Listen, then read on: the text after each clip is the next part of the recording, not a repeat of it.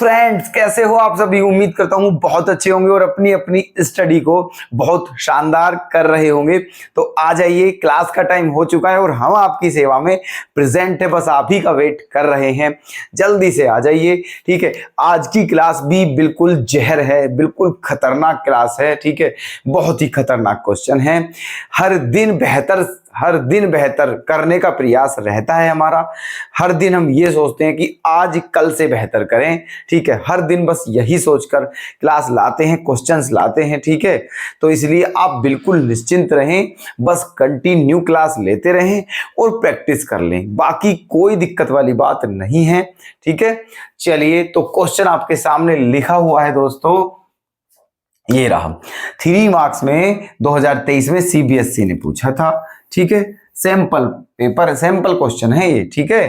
देखिए, क्वेश्चन बहुत गजब है, ठीक है। इसमें 2 कैटेगरी के क्वेश्चन होते हैं। ये जो कैटेगरी का क्वेश्चन है, ये कैटेगरी थोड़ी टेक्निकल है, समझ रहे हो आप, ठीक है। ये जो कैटेगरी है, ये थोड़ी टेक्निकल कैटेगरी है। इसमें बच्चे बहुत ज्यादा गड़बड़ करने के चांस बन जाते हैं, है ना। ध्यान से देखिएगा, ठीक है। और भी ऐसे क्वेश्चन होते हैं ट्रेन के, लेकिन वो एक नॉर्मल कैटेगरी भी होती है जो सिंपली इक्वेशन बन जाती, सोल्व हो जाती। लेकिन ये जो कैटेगरी है, ये थोड़ी स्पेशल कैटेगरी है। थोड़ा ध्यान से देखिएगा इस क्वेश्चन को, बढ़िया क्वेश्चन है, ठीक है। देखिएगा क्या है question. A train covered a certain distance at a uniform speed if the train would have been 6 kilometer per hour faster, it would have taken 4 hours less than the scheduled time. उसके बाद क्या है, and if the train were slower by 6 kilometer per hour, it would have taken 6 hours more than the scheduled time. Find the length of the journey. ठीक है, देखिएगा question में ये कहा है कि एक ट्रेन है, ठीक है। वो एक डिस्टेंस है, एक सर्टेन डिस्टेंस है, ठीक है। कुछ डिस्टेंस है मान के चलो, ठीक है। एक ट्रेन है, एक डिस्टेंस है, उस डिस्टेंस को अपनी यूनिफॉर्म स्पीड से कवर करती है, ठीक है। एक ट्रेन किसी डिस्टेंस को अपनी यूनिफॉर्म स्पीड से कवर करती है, कोई दिक्कत नहीं, ठीक है। और कुछ समय में उसे कवर कर लेगी, ठीक है। अच्छा, अब देखो, हमें कुछ भी नहीं पता है इस क्वेश्चन में। ना तो ट्रेन की स्पीड पता है, ना ही डिस्टेंस पता है जो ट्रेन कवर कर रही है, ना ही ये पता है कि वो कितना टाइम ले रही है कवर करने में, कुछ भी नहीं पता है, ठीक है। तो एक काम करते हैं, देखो ध्यान से देखिएगा। जब कुछ भी नहीं है तो फिर कुछ भी नहीं है, सॉल्यूशन, है ना। मान लेते हैं लेट यूनिफॉर्म स्पीड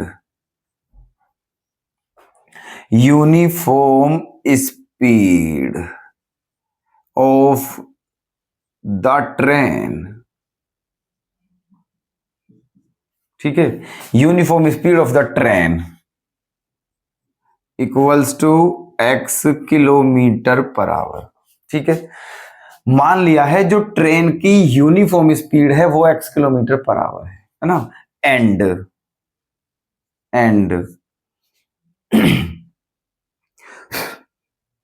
टाइम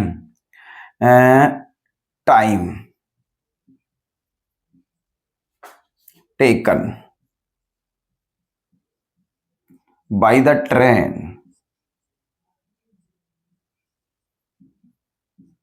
ठीक है, y आवर। ध्यान से समझिए, ठीक है। मान लिया जो ट्रेन की यूनिफॉर्म स्पीड है वो x किलोमीटर पर आवर है, और मान लिया डिस्टेंस को कवर करने में जो ट्रेन टाइम लेती है वो y घंटे का है ना। तो अब हमें एक बात बता दीजिए, ठीक है। क्या जब स्पीड पता चल गई है और टाइम भी पता चल गई है, तो डिस्टेंस निकालने में क्या दिक्कत है फिर बताइए, है ना। डिस्टेंस निकालने में अब कोई भी दिक्कत नहीं है, ठीक है। डिस्टेंस का फॉर्मूला क्या होता है, स्पीड इंटू टाइम। तो स्पीड ये रहा, टाइम ये रहा, तो डिस्टेंस क्या हो गई है आपकी xy किलोमीटर। यहां तक कोई दिक्कत किसी को? ठीक है, ये स्पीड है, ये टाइम है, तो इतनी डिस्टेंस कितनी होगी? XY kilometre per hour. ठीक है, अब देखिएगा ध्यान से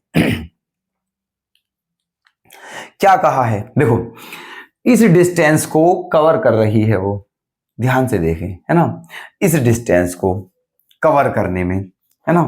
अब आगे क्या कहा है कि यदि ये इसकी यूनिफॉर्म स्पीड है ट्रेन की, है ना, लेकिन क्वेश्चन में कहा है अगर ट्रेन की जो स्पीड है उसे 6 किलोमीटर पर आवर फास्ट कर दिया जाए, ये यहां से, ठीक है, अगर ट्रेन की स्पीड को 6 किलोमीटर पर आवर बढ़ा दिया जाए तो फिर वो ट्रेन उस डिस्टेंस को कवर करने में कितने घंटे कम लेती है? 4 घंटे कम लेती है। ठीक है, अगर ट्रेन की स्पीड को 6 किलोमीटर पर आवर बढ़ा दिया जाए तो उसे 4 घंटे कम लगते हैं, है ना, शेड्यूल्ड टाइम से, है ना।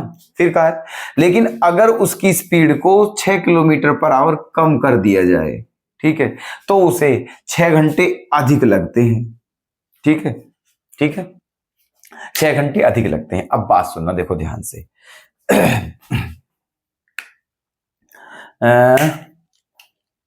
बहुत ध्यान से देखिएगा। ओके, गिवन क्या है, अब देखो कितने घंटे। अब देखो इस डिस्टेंस को कवर करिए, XY, ठीक है, डिस्टेंस कितनी है? XY। इस डिस्टेंस को, है ना, ये इसमें कहा है अगर 6 किलोमीटर पर आवर अधिक कर दें। ध्यान से देखिएगा, अगर ट्रेन इस डिस्टेंस को इस स्पीड से कवर करती है, 6 किलोमीटर पर आवर बढ़ा दी है, डिस्टेंस तो वही है, लेकिन अगर 6 किलोमीटर पर आवर अधिक स्पीड से कवर करती है तो उसे कितने घंटे कम लगते हैं? 4 घंटे कम लगते हैं शेड्यूल्ड टाइम से। शेड्यूल्ड टाइम कितना है? Y किलोमीटर, तो इससे कितने घंटे कम लगते हैं? 4 घंटे। कोई दिक्कत? ठीक है, फॉर्मूला क्या है? टाइम बराबर डिस्टेंस अपॉन स्पीड। ठीक है, अगर ट्रेन इस स्पीड को अगर ट्रेन इस डिस्टेंस को इस स्पीड से कवर करे तो उसे इतने घंटे लगेंगे। ठीक है, चलिए अब इसके नीचे 1 मान के क्रॉस मल्टीप्लाई कर दीजिए, तो क्या आ जाएगा? XY इक्वल्स टू, अब इसकी करिए तो XY, है ना, -4x, है ना, XY -4x प्लस 6y -24।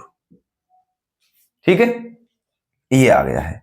अब देखो XY से XY कैंसिल हो गया है, 4x को इधर लाओगे तो क्या हो जाएगा? प्लस का, 6y को इधर लाओगे तो क्या हो जाएगा? माइनस का, 24 को वहीं रहने दीजिए, माइनस का हो जाएगा। इनमें से 2 क्या आ जाएगा? कॉमन आ जाएगा, तो क्या बचेगा? 2x -3y equals to -24। ठीक है, 2 कॉमन आ गया है तो 2 2 जा 2 3 जा, ये बचा है ना। अब इस 2 का इसमें डिवाइड दे दीजिए, इस 2 का इसमें डिवाइड दे दीजिए, कितने बार जाएगा? 12। तो एक इक्वेशन क्या बन चुकी है आपकी? 2x -3y equals to -12। कोई दिक्कत? ये आपकी एक इक्वेशन बन चुकी है x और y की फॉर्म में। ठीक है, ये बन चुकी है। अब ये फर्स्ट कंडीशन थी। सेकंड कंडीशन क्या है? सेकंड कंडीशन, ठीक है, सेकंड कंडीशन ये है अगर वो ट्रेन इस डिस्टेंस को अपनी इस स्पीड से कवर करे देखना ध्यान से, जब ये डिस्टेंस इस स्पीड से कवर की थी तो 4 घंटे कम लग रहे थे, लेकिन अगर इस डिस्टेंस को इस स्पीड से कवर करती है, ठीक है, तो 6 घंटे ज्यादा लगते हैं पहले से। इसका मतलब y + 6। ओके, अगर इस डिस्टेंस को इस स्पीड से कवर करेगी तो 6 घंटे ज्यादा लगेंगे। अब इसकी भी क्रॉस मल्टीप्लाई कीजिए तो क्या हो जाएगा? XY 1 जा XY, इसकी इधर कीजिए XY, पहले x की कर रहे हैं, x की y में XY, x की 6 में प्लस 6x, है ना। अब 6 की y में माइनस का 6y और माइनस का 36। ओके, तो XY से XY कैंसिल, है ना। अब क्या बचा? देखो यहां हमारा इन दोनों को इधर ले जाइए, 36 को इधर ले जाइए, तो क्या बचेगा 6x minus 6y equals to 36। Okay, ये दोनों यहीं छोड़ दिए हैं, 36 को इधर ले गए हैं, यहां से 6 कॉमन ले लीजिए।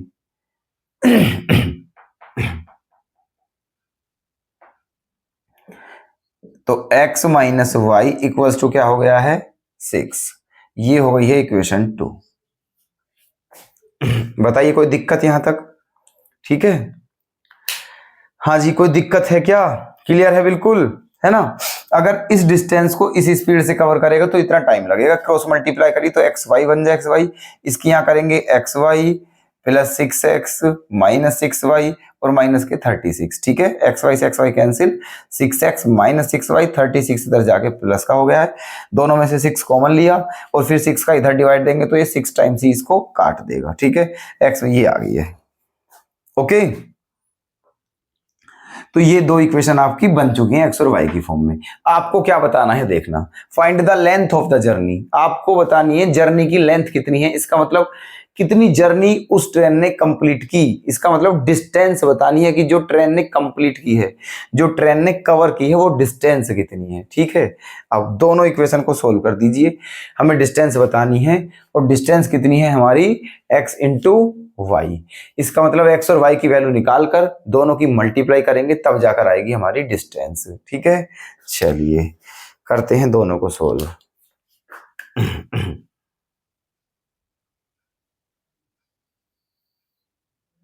दोनों को सोल्व करते हैं, क्या करना चाहिए?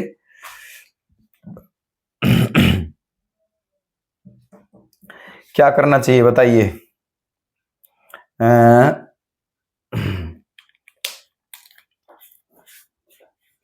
किसी एक को कैंसिल करना है, किसी एक को कैंसिल, है ना? एक काम करते हैं, एक्स को कैंसिल कर लीजिए बेशक। ठीक है, एक्स को कैंसिल कर लीजिए। क्या करें देखो, इक्वेशन 1 में से इक्वेशन 2 को माइनस करना है। ठीक है, इक्वेशन 1 में से इक्वेशन 2 को माइनस करना है, लेकिन 2 में कितने की मल्टीप्लाई कर लेनी है? 2 की। ठीक है, इक्वेशन 1 में से इक्वेशन 2 को माइनस करना है, लेकिन पहले 2 में कितने से मल्टीप्लाई कर लेनी है? 2 से। ठीक है, करिए देखो। तो इक्वेशन 1 क्या है हमारी? इक्वेशन 1 है 2x minus 3y equals to minus 12। ये इक्वेशन 1 है। इक्वेशन 2 में 2 से मल्टीप्लाई करिए तो क्या हो जाएगा? 2x minus 2y, 2x minus 2y equals to 12। ठीक है, ये रहा, माइनस करनी है इसे। क्या करना है इसे? माइनस। तो माइनस प्लस माइनस, 2x से 2x कैंसिल, है ना? माइनस 3y में से प्लस का 2y गया तो क्या बचा? माइनस का y बचा। क्या बचा? माइनस का y। ये माइनस 12 और माइनस 12 क्या हो गया है? माइनस का 24। माइनस से माइनस कैंसिल, है ना? तो y की वैल्यू क्या हो गई है आपकी? y की वैल्यू हो गई है 24। ठीक है, y की वैल्यू क्या हो गई है? 24। अब हमें x की ओर निकाल ली है, तो इस y की वैल्यू को कहां रख देना है? 1 में। ये रही 1, रख दीजिए। तो 2x minus 3 into 24 equals to minus 12। Okay, तो क्या हो जाएगा? 2x इक्वल्स टू, ये 24 3 क्या होता है? 72। 72 जब इधर ले जाओगे तो हो जाएगा पॉजिटिव, और माइनस का 12, माइनस का 12। ओके, अब 72 माइनस 12 कितना बचा? 60, है ना? कितना बचा? 60। ठीक है, अब 60 में जब 2 से डिवाइड करोगे कितनी बार कट जाएगा? 30 बार, क्योंकि 30 दूनी 60 होता है। इसका मतलब x की वैल्यू क्या आ गई है? 30। ठीक है, x की वैल्यू क्या आई है? 30 आई है ना? आपको बतानी है डिस्टेंस, आपको बतानी है डिस्टेंस। तो डिस्टेंस क्या है? x into y. x की वैल्यू कितनी आई है 30, y की वैल्यू कितनी है 24, दोनों की मल्टीप्लाई करोगे क्या आ जाएगा 720 किलोमीटर। ठीक है, क्या आ गया है 720 किलोमीटर। तो दोस्तों ये था आपका क्वेश्चन। ये वैसे क्वेश्चन 5 मार्क्स के लायक भी है। ठीक है, चलिए देखिएगा next question 51, very very most important, 2025 में 5 मार्क्स में, गजब कंसेप्ट है। देखिएगा, places A and B are 180 kilometre apart on a highway, one car start from A and another from B at the same time, if the car travels in the same direction at different speeds, they meet in 9 hours. If they travels towards each other with the same speed as before, they meet in an hour. What are the speeds of the two cars? ठीक है, देखिए समझिए क्या कहा है question में। Question में ये कहा है भाई साहब, बहुत ध्यान से देखिए, एक एक चीज को समझा रहे हैं। ये कहा है एक हाईवे है, क्या है एक हाईवे, मान लिया, ठीक है, ये रहा आपका हाईवे, ये रहा, ये ठीक है, ये हाईवे है, ये क्या है आपका हाईवे है, ठीक। और कहा है इस हाईवे पर दो पॉइंट हैं, दो प्लेस हैं ए और बी। मान लिया ये जो है आपका कौन सा प्लेस है, ये वाला, ठीक है, हैं बताइए। मान लिया ये आपका प्लेस ए है और ये आपका प्लेस बी है, ठीक है, ये आपका हाईवे है ना, और ये प्लेस ए है, ये प्लेस बी है, ठीक है जी। अच्छा, कहा है 180 किलोमीटर पार, ठीक है, और ये भी कहा है कि ये हाईवे पे जो दो प्लेस हैं ए और बी, इनके बीच की डिस्टेंस कितनी है 180 किलोमीटर, है ना। कितनी डिस्टेंस है इनके बीच की 180 किलोमीटर, ये इनके बीच की डिस्टेंस है यहां से और यहां तक, ठीक है। आगे क्या कहा है, फिर कहा है one car start from A and another car start B, ठीक है, सेम टाइम। फिर कहा है दो कार हैं, एक कार ए से स्टार्ट होती है, एक कार ए से स्टार्ट होती है। आपकी मान लीजिए एक कार आपकी ये है, ठीक है, ये फर्स्ट कार, कौन सी कार है ये फर्स्ट कार, ठीक है, और मान लिया एक कार आपकी ये है, ठीक है, ये कौन सी कार है सेकंड कार, ठीक है, समझना ध्यान से, ठीक है। एक कार यहां पर है, एक कार यहां पर है, ठीक है, ये कार यहां से स्टार्ट होती है, ये कार यहां से स्टार्ट होती है ना। आगे चलिए, और सेम टाइम पर होती है, ठीक है, जितने बजे ये स्टार्ट होती है उतने ही बजे ये स्टार्ट होती है और दोनों चलती हैं। अब क्या कहा है आगे, ठीक है, if they car travels in the same direction at different speed they meet in 9 hours.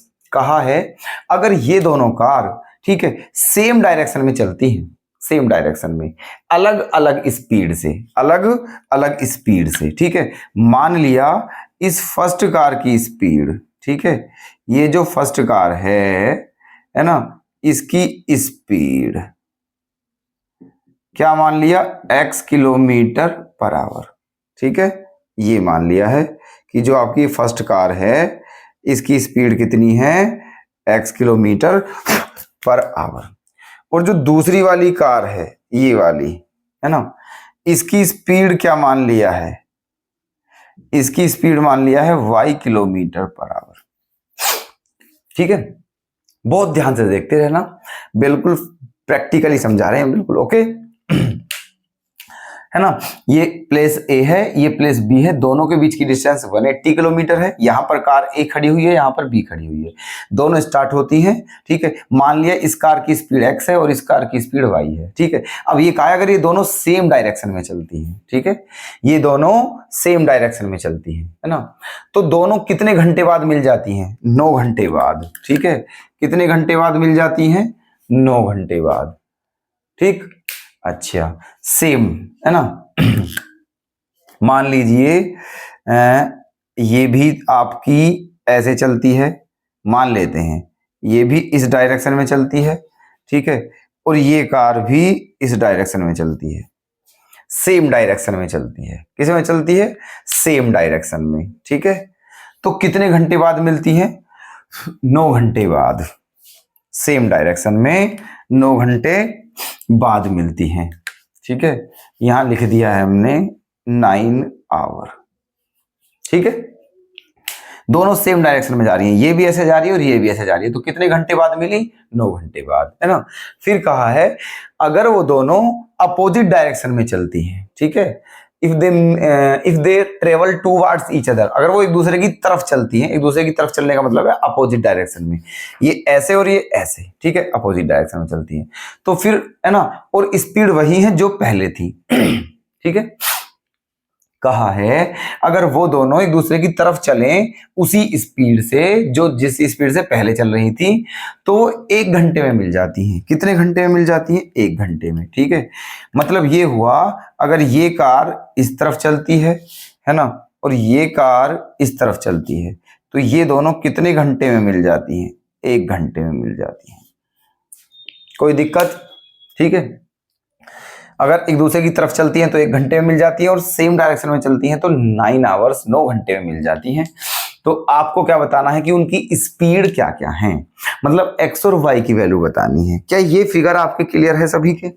ये फिगर क्लियर है? अब 2 नोट लिखवा रहे हैं, उन्हें लिख लेना, ठीक है। नंबर फर्स्ट, ठीक है, नंबर फर्स्ट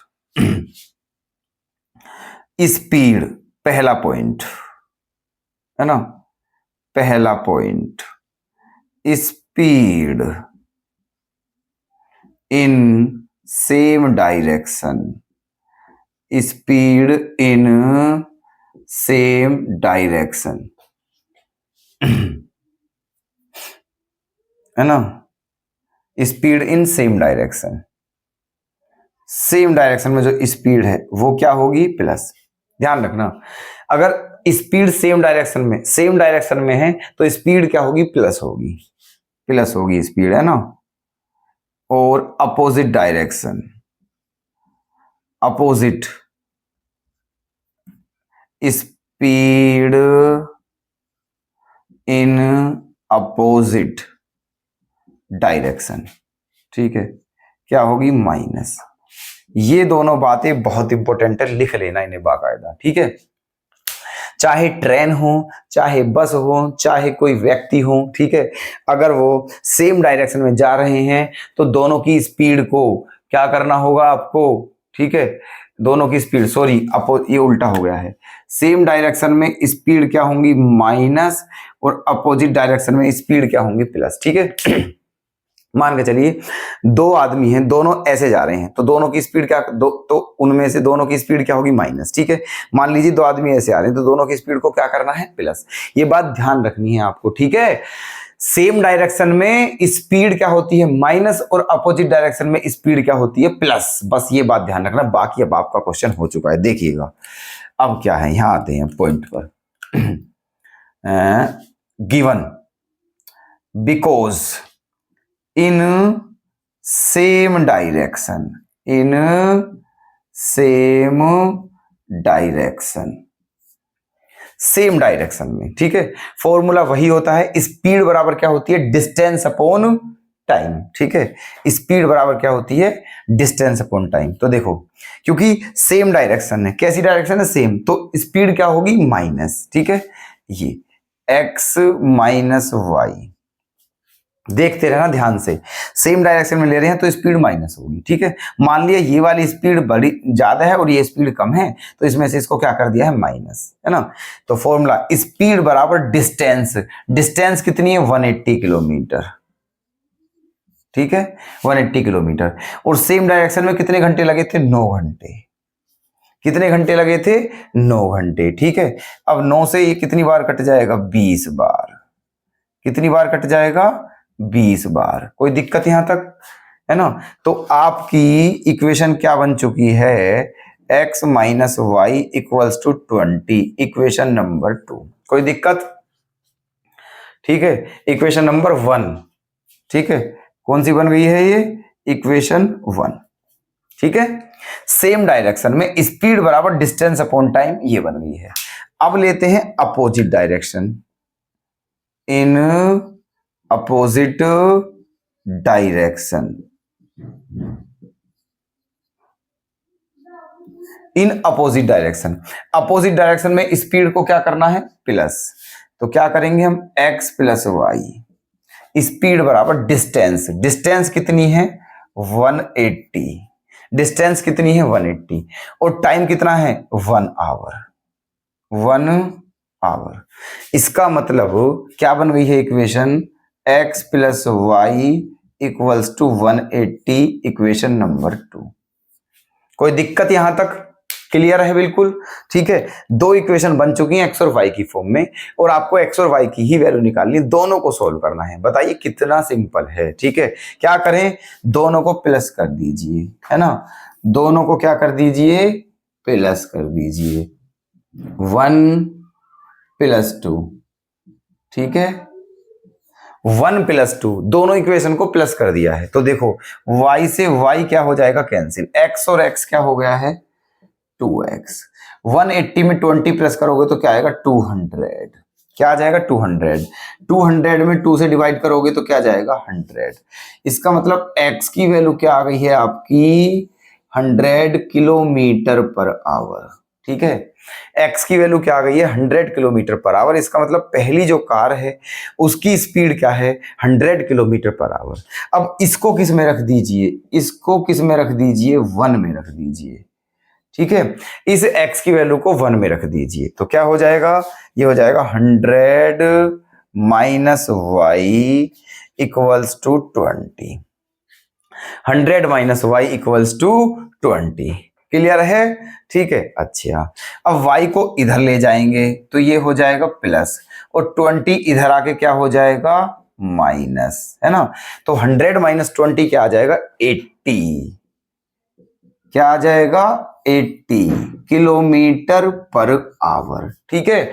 इसका मतलब फर्स्ट कार की स्पीड 100 किलोमीटर पर आवर है और सेकंड कार की स्पीड 80 किलोमीटर पर आवर है, ठीक है। यही है इसका आंसर। तो क्वेश्चन कैसा लगा दोस्तों कमेंट में जरूर बताना, उम्मीद करता हूं बहुत अच्छा लगा होगा। चलिए तो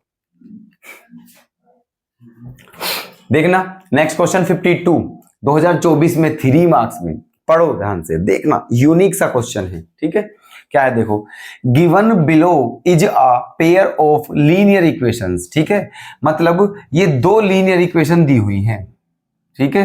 आगे क्या कहा है, find at least one pair of the possible values for of m and n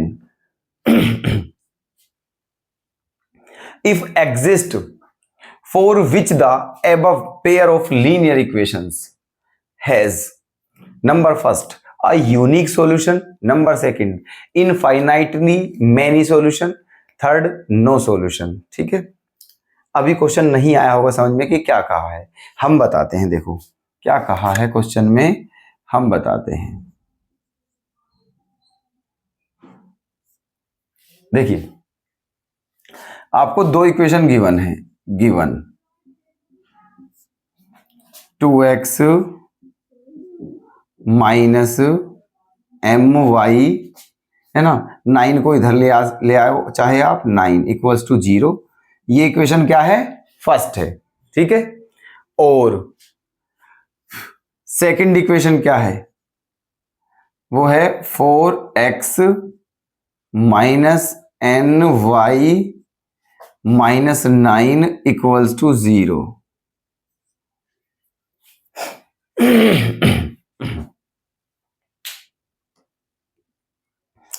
ठीक है जी, ये है,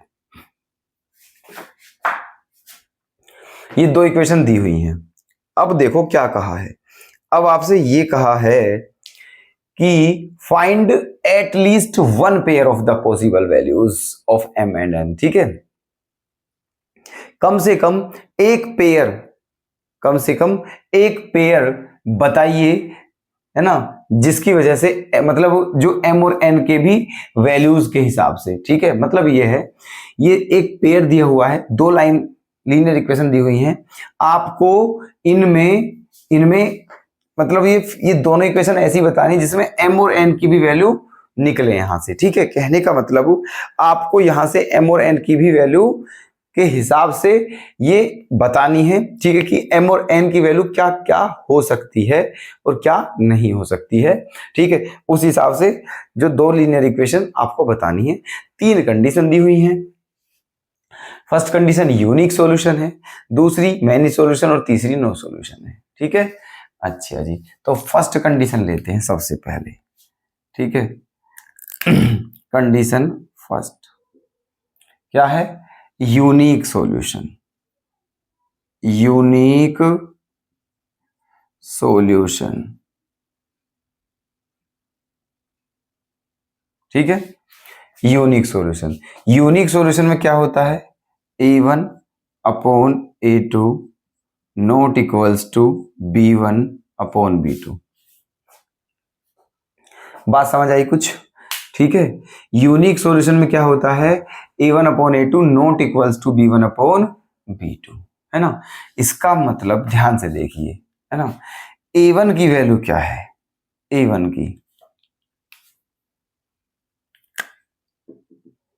की वैल्यू 2 है। a2 की वैल्यू क्या है? 4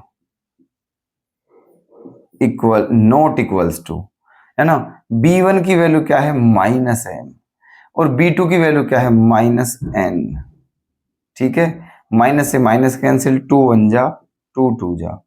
इसका मतलब ये हुआ कि m अपॉन n की वैल्यू 1 अपॉन 2 के इक्वल नहीं होनी चाहिए, ठीक है। इसका मतलब क्या हुआ कि m और n का जो रेशो है वो 1 और 2 के रेशो में नहीं होना चाहिए, है ना। अच्छा, तो अब देखिए तो क्या हो सकता है फिर, है ना। अब क्या हो सकता है? देखो, मान सकते हैं हम 2x minus 3y minus 9 equals to 0, है ना। And 4x minus 9y minus 9 equals to 0, ठीक है। m और n का जो मतलब m अपॉन n की वैल्यू 1 अपॉन 2 के इक्वल नहीं होनी चाहिए, ठीक है। तो देखो, हमें ये इक्वेशन ही लिखनी है यहां पर सेम, 2x -9 4x -9 बस फर्क कहां करना है? m और n की वैल्यू रख करके, ठीक है। m और n की वैल्यू ऐसी रखनी है कि m अपॉन n की वैल्यू 1 अपॉन 2 ना आए, क्योंकि a1 अपॉन a2 की वैल्यू क्या आ रही है? 1 अपॉन 2। तो m1 अपॉन m2 की वैल्यू 1 अपॉन 2 नहीं आनी चाहिए। अब यहाँ देख लीजिएगा आप, ठीक है। जब m1 b1 अपॉन b2 की वैल्यू लोगे तो क्या आएगा यहाँ से? ठीक है, -3 अपॉन -9। इसका मतलब 1 अपॉन 3 आएगा, ठीक है, इक्वल नहीं आएगा। बात समझ में आई कुछ? ठीक है। ये फर्स्ट कंडीशन के हिसाब से, ये फर्स्ट कंडीशन के हिसाब से आपका सॉल्यूशन हो चुका है। ये जो वाली कंडीशन है यूनिक सॉल्यूशन, ठीक है। जब यूनिक सॉल्यूशन है तो m और n की कंडीशन ये बन सकती है, ठीक है। Number two many solution,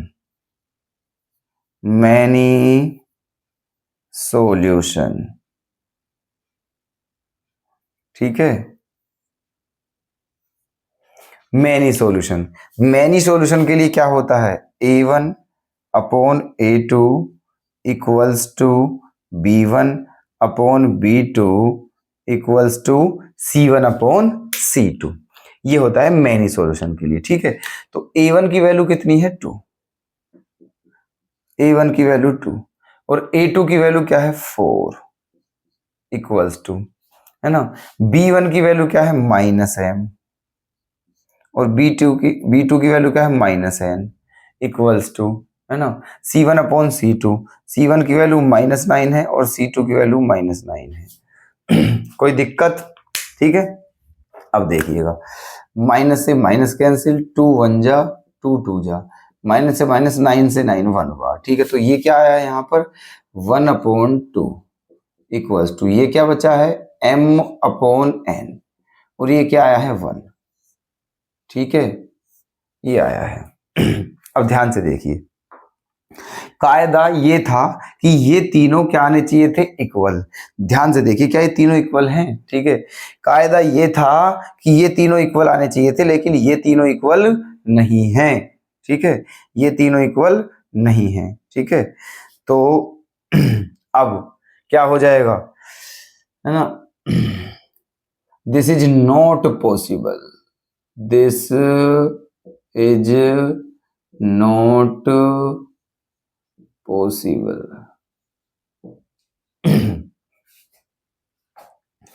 this is not possible, यहां पॉसिबल नहीं है, ठीक है, यहां पर पॉसिबल नहीं है। इसके मेनी सॉल्यूशन जो है ना, वो मेनी सॉल्यूशन पॉसिबल नहीं होंगे, ठीक है। ये जो दोनों लीनियर इक्वेशन हैं, इनके मेनी सॉल्यूशन पॉसिबल नहीं है, क्योंकि ये इसके इक्वल है ही नहीं, ठीक है, ये इसके इक्वल है ही नहीं। यहां पर आप क्या लगा सकते हो, नॉट इक्वल्स टू का सिंबल, ऐसे, ठीक है। तो ये इसके इक्वल है ही नहीं, कोई दिक्कत यहां तक, ठीक है। अच्छा जी, अब क्या करोगे आप, अब देख लीजिए नंबर 3, अब देख लीजिए थर्ड पार्ट, थर्ड पार्ट क्या है, नो सॉल्यूशन, नो सॉल्यूशन, ठीक है। थर्ड पार्ट क्या है, नो सॉल्यूशन, है ना। अब नो सॉल्यूशन की कंडीशन क्या होती है बता दीजिए हमें, है ना। नो सॉल्यूशन की कंडीशन क्या होती है, a1/a2 equals to b1/b2 not equals to c1/c2, ठीक है। ये कंडीशन होती है नो सॉल्यूशन की, है ना। a1 की वैल्यू कितनी है, a1 की वैल्यू 2 है, a2 की वैल्यू 4 है, b1 की वैल्यू -m है, b2 की वैल्यू -n है, नॉट इक्वल्स टू c1 की वैल्यू 9 माइनस और c2 की वैल्यू -9, ठीक। अब 2 1 जा 2 2 जा, माइनस से माइनस, माइनस से माइनस और 9 से 9 1 बार, है ना।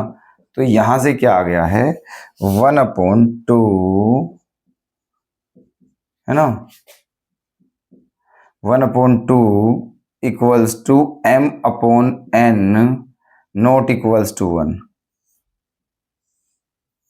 ठीक है, ये आ गया है।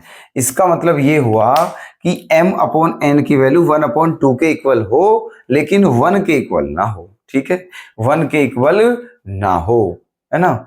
अच्छा जी, तो इनके लिए हम कौन सी कंडीशन ले लेते हैं,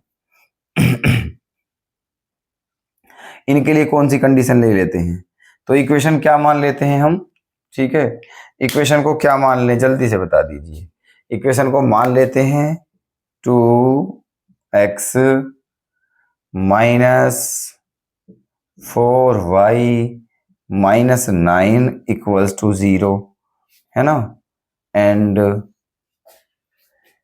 4x minus 8y minus 9 equals to 0, ठीक है। ये पेयर हो चुका है, ठीक है, ये पेयर हो चुका है।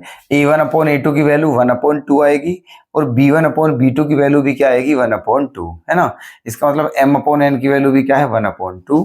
तो एक आपका ये हो चुका है पेयर, ठीक है। तो इसमें यही काम करना था, ठीक है, इसमें यही काम करना था। थोड़ा अजीब सा क्वेश्चन है, ठीक है, हो सकता है आपको यही पता ना चले कि इसमें क्या करना है, ठीक है, लेकिन इसमें ये करना था, तीनों कंडीशन लेनी है, ठीक है, वो जो सेटिस्फाई हो रही है, जो सेटिस्फाई हो रही है, ठीक है, तीनों कंडीशन में उसका एग्जाम्पल दे देना है। जैसे ये कंडीशन सेटिस्फाई थी, ठीक है, तो इसका एग्जाम्पल ये दे दिया है अपनी तरफ से, m और n की वैल्यू ये हो सकती है। ये सेटिस्फाई नहीं थी, तो ये यही इसके चाहे आप मत दीजिए एग्जाम्पल, ठीक है, चाहो आप दे भी सकते हो, चाहो मत दीजिए, ठीक है। और ये भी सेटिस्फाइड है, इसका एग्जाम्पल भी हमने ये दे दिया है, ठीक है। तो ये थे आपके क्वेश्चन, ओके। ये 2 MCQ और देख लीजिए क्वेश्चन, बढ़िया क्वेश्चन है, ठीक है, ले आए हैं, देखिएगा क्या है।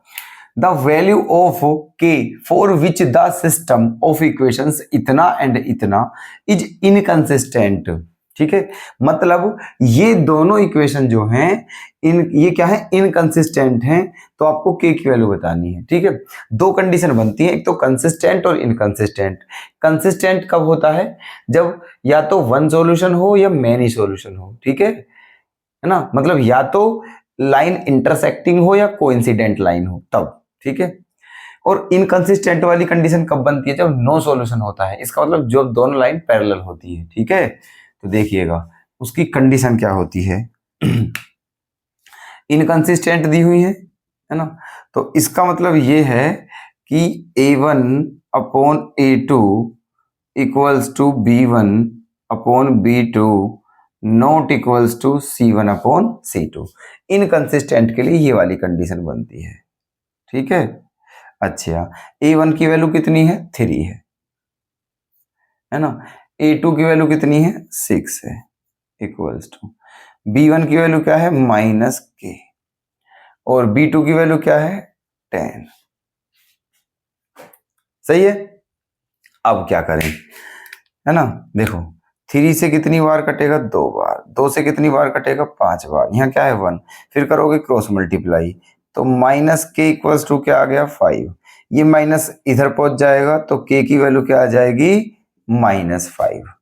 क्या आ जाएगी k की वैल्यू, -5। ओके, तो ऑप्शन बी हो जाएगा करेक्ट। क्लियर है, ठीक है। चलिए, अब आप ये मत सोचना कि ये दोनों क्यों लिए, ये क्यों नहीं लिया, ठीक है, अरे ये हमने इसलिए ली क्योंकि इन दोनों के बीच में इक्वल का साइन है, k की वैल्यू आ जाएगी, ठीक है, इस वजह से। यहाँ आ जाइए, if the system of equations इतना एंड इतना इज इनकंसिस्टेंट, ठीक है, यहाँ भी यही दिया हुआ है, ये दो इक्वेशन है, एक ये और एक ये दोनों जो है इनकंसिस्टेंट है, तो k की वैल्यू क्या होगी, यहाँ पर भी आपका क्या लोगे, यहाँ पर भी, है ना, यहाँ पर भी क्या लोगे, A1 upon A2 equals to B1 upon B2 not equals to C1 upon C2, ठीक है। अच्छा जी, A1 की वैल्यू कितनी है, यहां से बताइए, 3 है ना, A2 की वैल्यू क्या है, 2k - 1, ठीक है, 2k - 1। B1 की वैल्यू क्या है, 1, और B2 की वैल्यू क्या है, k - 1 not equals to C1 की वैल्यू क्या है, 1, और C2 की वैल्यू क्या हो जाएगी, 2k + 1, ठीक। ये है k की वैल्यू बतानी है, ये नॉट इक्वल्स टू है, इसको छोड़ दीजिए, केवल इन दोनों को लेके चलिए बस, है ना, केवल इन दोनों को, इनकी करिए क्रॉस मल्टीप्लाई, ये केवल इनको ले लीजिए, यहीं से बात बन जाएगी, तो क्या हो जाएगा, 3k - 3, जब इसकी मल्टीप्लाई करोगे तो 3k - 3 equals to 2k - 1। 3k में से जब 2k इधर जाके घटेगा तो क्या बचेगा, k, ये 3 इधर जाके हो जाएगा प्लस, और 3 में से एक जाके क्या बचेगा, 2, तो k की वैल्यू क्या आ गई है, 2 आ गई है।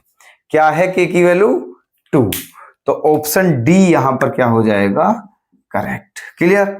तो उम्मीद करता हूं दोस्तों कि आज के जितने भी क्वेश्चन हैं सभी आपके बिल्कुल क्लियर होंगे, किसी में कोई डाउट नहीं होगा, और देखो सारे क्वेश्चन बेहतरीन थे, ठीक है।